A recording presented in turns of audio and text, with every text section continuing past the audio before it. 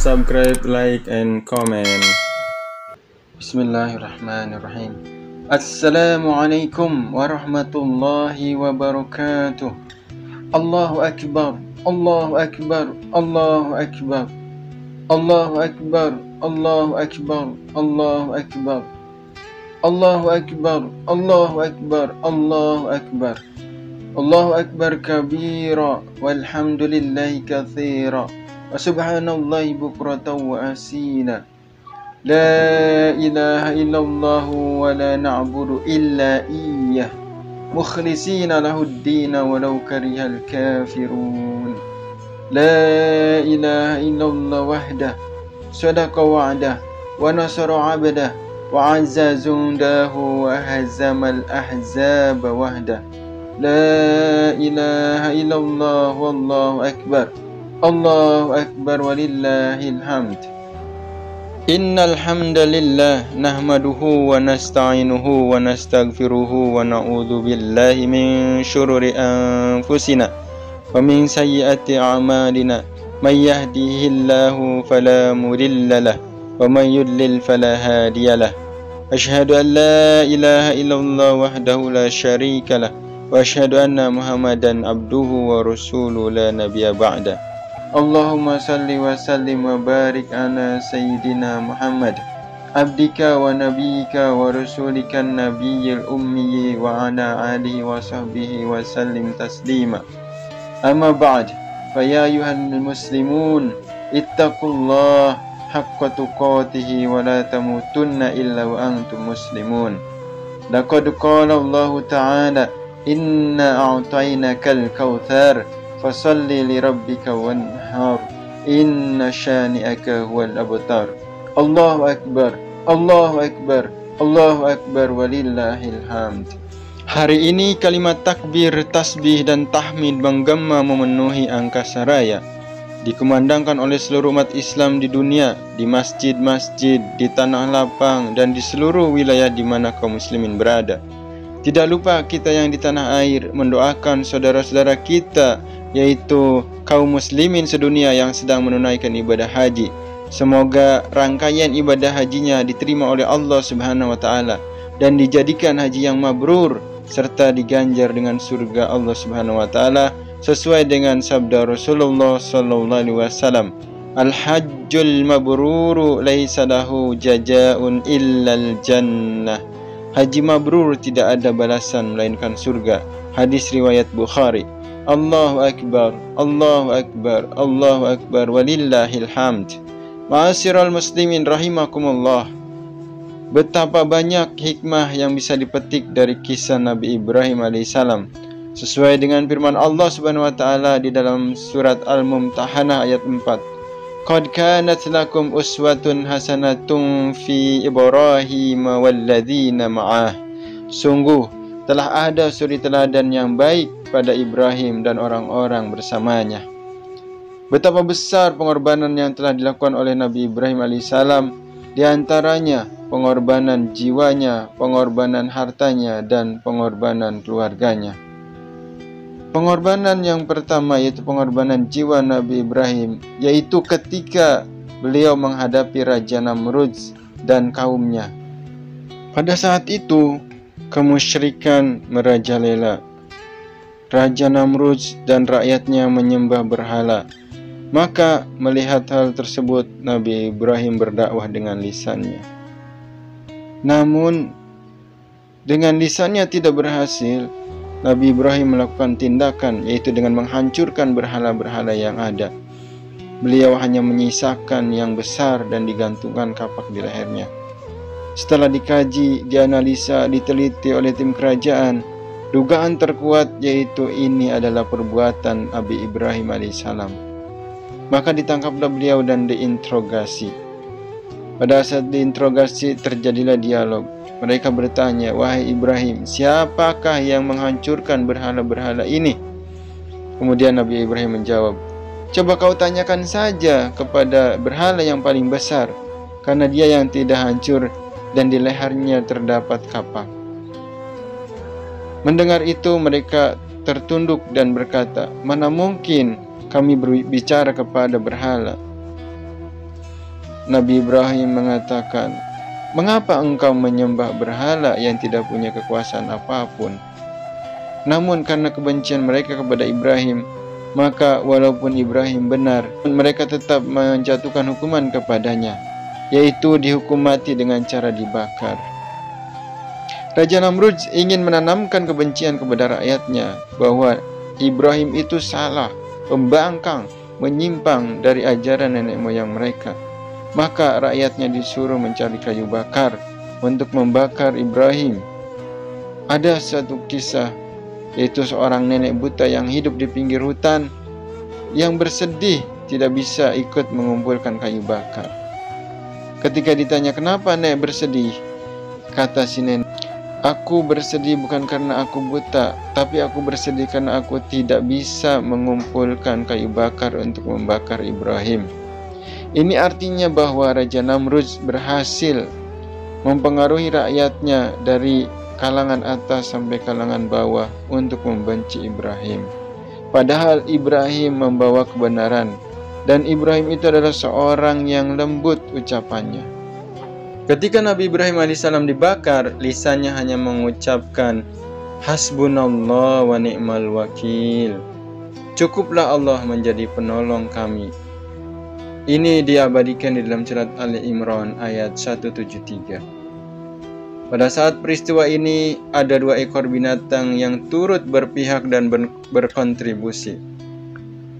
Semut berpihak pada Nabi Ibrahim alaihissalam, sedangkan cicak berpihak pada Raja Namrud. Semut berlari-lari membawa air, sedangkan cicak meniup api agar membesar.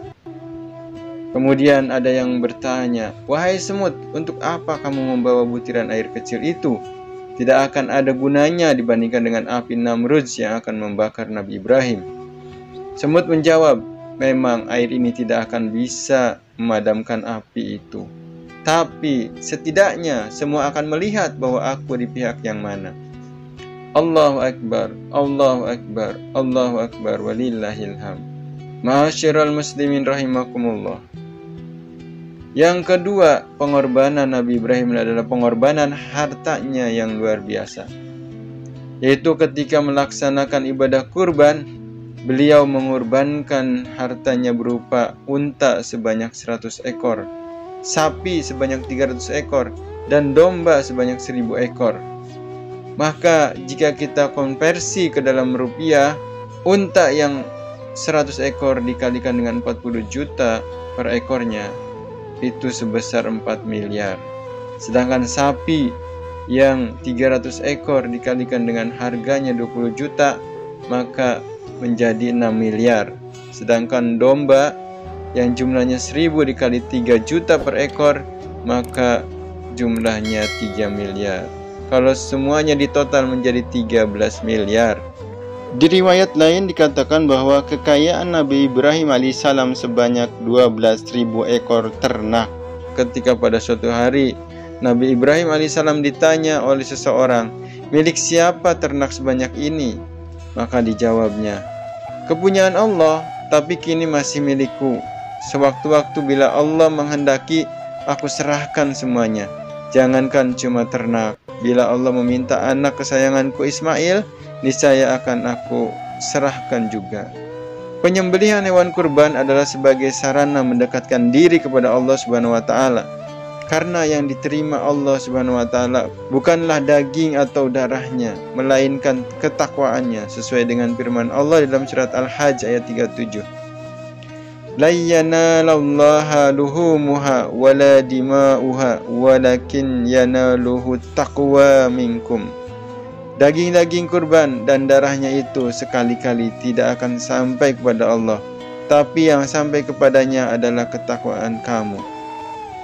Oleh sebab itu, ketika ada yang berkurban, bukan menjadi kebanggaan, bisa berkurban saya nih sapi, kambing, melainkan itu adalah sarana untuk mendekatkan diri kepada Allah Subhanahu wa taala dan sebagai simbol penyembelihan hawa nafsu kita. Allahu Akbar, Allahu Akbar, Allahu Akbar, walillahil hamd. Jamaah salat Idul Adha rahimakumullah. Pengorbanan yang ketiga dari Nabi Ibrahim adalah mengorbankan keluarganya. khususnya Nabi Ismail alaihissalam. Ketika Nabi Ibrahim menginginkan diberikan keturunan yang bisa meneruskan dakwahnya di masa mendatang, beliau berdoa untuk dikaruniai anak yang soleh, yang diabadikan di dalam surat As-Saffat ayat 100. Rabbi habli minas solihin, ya Tuhanku, anugerahkanlah kepadaku anak yang soleh. Namun beliau baru dikaruniai anak ketika beliau menikah dengan Hajar. Pada saat itu usia Nabi Ibrahim alaihissalam sudah 86 tahun. Hikmah apa yang bisa kita ambil dari peristiwa ini? Yaitu Nabi Ibrahim adalah seorang kekasih Allah, namun doa beliau tidak serta-merta ketika berdoa langsung dikabulkan. Allah mengabulkan doa hambanya sesuai dengan kehendaknya. Kita pada zaman ini banyak orang yang ingin doanya segera dikabul, padahal dia Nabi bukan, Rasul bukan, sahabat bukan, bahkan kekasih Allah saja belum tentu. Ketika berdoa ingin segera dikabul, dan ketika tidak dikabulkan dia berputus asa. Ma'asyiral muslimin rahimakumullah. Kemudian ketika baru saja Nabi Ibrahim alaihissalam dikaruniai anak, Allah subhanahu wa ta'ala memerintahkan agar Ismail kecil dan Hajar ditinggalkan di padang tandus, tidak ada air, tidak ada pohon, benar-benar gersang dan tidak ada kehidupan. Ketika Nabi Ibrahim alaihissalam hendak pergi meninggalkan mereka, Siti Hajar mengikuti dan bertanya, "Wahai Ibrahim, engkau hendak pergi kemana? Apakah engkau hendak meninggalkan kami? Sementara di lembah ini tidak ada seorang pun manusia dan tidak ada makanan sama sekali." Nabi Ibrahim alaihissalam tidak menoleh dan tidak menjawab. Akhirnya Siti Hajar bertanya, "Apakah Allah memerintahkan hal ini kepadamu?" Ibrahim menjawab, "Ya." Hajar kemudian berkata, "Jika demikian, Allah tidak akan menyia-nyiakan kami." Pelajaran atau hikmah yang bisa kita ambil dari peristiwa ini adalah keyakinan Siti Hajar kepada Allah, thiqah billah yang sangat tinggi, bahwa ketika manusia menjalankan perintah Allah Subhanahu wa taala, pasti Allah akan menolongnya. Siti Hajar tidak takut kelaparan walaupun berada di padang yang gersang dan tandus. Dengan usahanya yang gigih mencari sumber mata air, yaitu dengan cara naik ke Bukit Safa dan Marwah sebanyak 7 kali. Maka setelah usaha yang sangat maksimal, barulah Allah Subhanahu wa taala memberikan jalan keluar, yaitu sumber mata air yang melimpah sampai sekarang yang disebut dengan sumur Zam-Zam. Bagaimana dengan kehidupan kaum muslimin sekarang? Ternyata masih banyak yang tidak yakin bahwa Allah Subhanahu wa taala akan menjamin rezeki dari setiap hambanya, dari setiap makhluknya. Akhirnya mereka melakukan perbuatan dosa dengan mencari rezeki yang tidak halal karena takut kelaparan, atau bahkan ada yang melakukan perbuatan haram karena ingin dihormati orang lain. Mereka beranggapan bahwa dengan menjadi orang kaya, maka orang lain akan menghormatinya. Fenomena yang terjadi, tidak sedikit orang-orang yang berbisnis terlibat dengan pinjaman ribawi, pinjaman online, bukannya mendapatkan rezeki yang berkah, melainkan hutang yang semakin banyak yang bisa menjerat leher. Banyak dari kaum muslimin yang ingin mendapatkan rezeki yang instan, tidak melakukan usaha yang maksimal seperti yang dilakukan oleh Hajar dalam mencari sumber air. Seorang wanita yang lemah mempunyai bayi, namun betapa gigihnya lari-lari kecil menaiki Bukit Safa dan Marwah dalam keadaan panas terik matahari. Allahu Akbar, Allahu Akbar, Allahu Akbar, walillahil hamd. Siti Hajar seorang istri soleha. Dengan kesendiriannya dia mampu mendidik anaknya Ismail menjadi anak yang soleh. Terbukti ketika Nabi Ibrahim alaihissalam bermimpi untuk menyembelih Ismail, maka Ismail tidak membantah ayahnya. Sesuai dengan firman Allah Subhanahu wa taala di dalam surat As-Saffat ayat 102, "Falamma balago ma'ahu sa'ya qala ya bunayya inni ara fil manami anni adbahuka fanzur madza tara." Qala ya abati fa'al ma tu'maru satajiduni insyaallahu minas sabirin. Maka ketika anak itu sampai pada umur yang sanggup berusaha bersamanya, Ibrahim berkata, "Wahai anakku, sesungguhnya aku bermimpi bahwa aku menyembelihmu. Maka pikirkanlah bagaimana pendapatmu." Ismail menjawab, "Wahai ayahku, lakukanlah apa yang diperintahkan Allah kepadamu. Insya Allah engkau akan mendapatiku termasuk orang-orang yang sabar."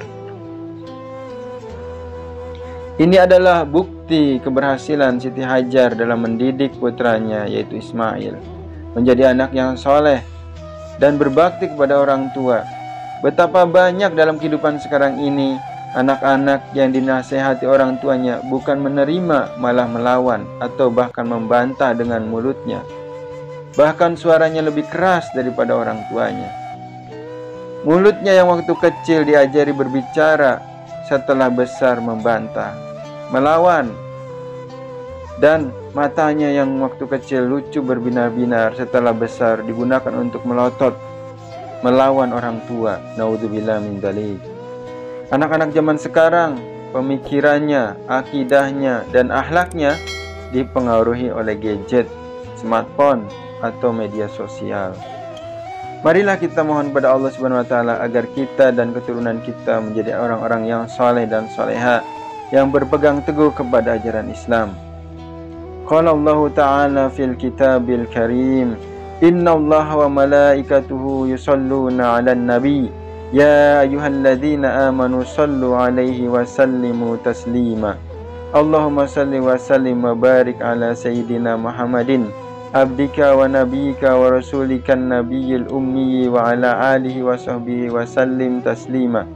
Adada ma ahata bihi ilmuk wa khata bihi qalamuk wa ahsahu kitabuk wardallahu ma'an sadatina Abi Bakri wa Umar wa Uthman wa Ali wa ahli sahabati ajma'in. Allahumma gfir lana dunubana wa dunuba walidina warhamhum kama rabbawna sigara wa jami'il muslimin wal muslimat wal mu'minin wal mu'minat al ahya'i minhum wal amwat innaka sami'un qaribu mujibu da'wat ya qadiyal hajat ya arhamar rahimin." Duhai Allah yang Maha Pengasih dan Maha Penyayang, ampunilah kami yang banyak dosa ini. Jika mata kami sering melihat yang haram, maka ampunilah ya Allah. Jika lisan kami sering mengucapkan kata-kata yang kotor, berdusta, sumpah serapah, bergibah, ampuni kami ya Allah. Jika tangan ini sering melakukan perbuatan dosa, menyentuh yang bukan muhrim, maka ampuni dosa kami ya Allah. Perut kami yang mungkin pernah memakan makanan haram, baik yang disengaja maupun yang tidak disengaja, ampuni ya Allah. Kaki kami jika pernah melangkah ke tempat-tempat maksiat, maka ampuni juga ya Allah. Jika Engkau tidak mengampuni kami, kepada siapa lagi kami akan memohon ampun?